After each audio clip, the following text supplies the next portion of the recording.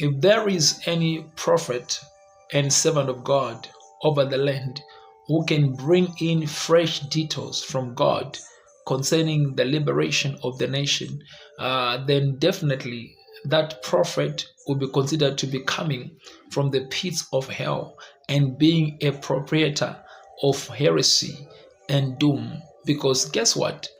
Everything that God of might has been laying out over the land of Zimbabwe has been fulfilled, and some of it is getting fulfilled now.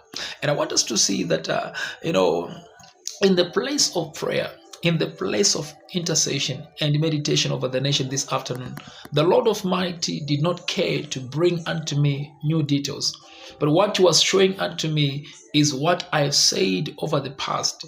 And I'll repeat once again that I saw in 2019 a leader who seemed to be running away, who was being haunted and hunted by certain men. And I saw this man, before he began to run away, his leadership was eliminated one by one. And when it was eliminated, I saw even some of his people leaving him bare, leaving him barren. And I saw him entering a place which was like a bush. He was helpless. He was seeking for shelter. He was seeking for refuge, but he could not get it. And I saw in that vision, the Lord of Might allowed me also to try to assist him. But there was nothing that I could provide for this man. It was too late for him to get assistance. And I want us to see that what's happened in the nation is that we have political leadership which have grown wings to a level that they can fight against the move of God. I pray, I'm not a political analyst. I'm not a man who support any party, but I'm a man who has stood with the word of the living God. Those who bear witness that I've been speaking in length, from back then, and receiving all kind of hatred, receiving all kind of insults, but I've stood with the truth that God showed me.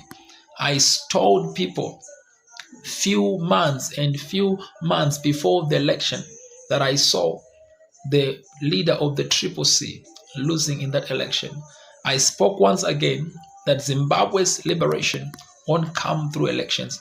I spoke about the unstoppable events that I said no matter what we can do, we cannot stop them. And this is what you see in the nation happening.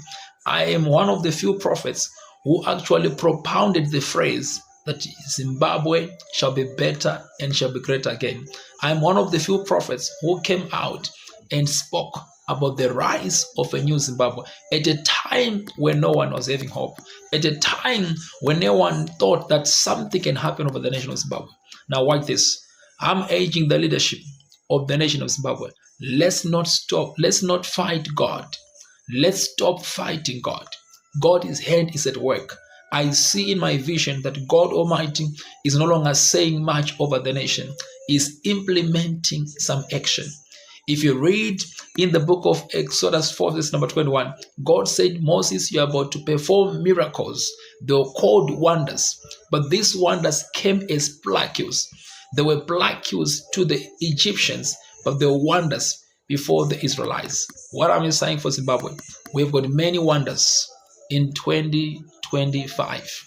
I saw political wildfires appearing on every land, on every place, fire all over the land, and it was inhabitable, and it was actually terrible to those who are corrupt, and to those who are wicked, and to those against the will of the living God. How I pray that the leaders of the nation can actually preserve their lives by giving themselves to God and allowing God's mind fulfilled over the nation, because His wrath is coming in 2025.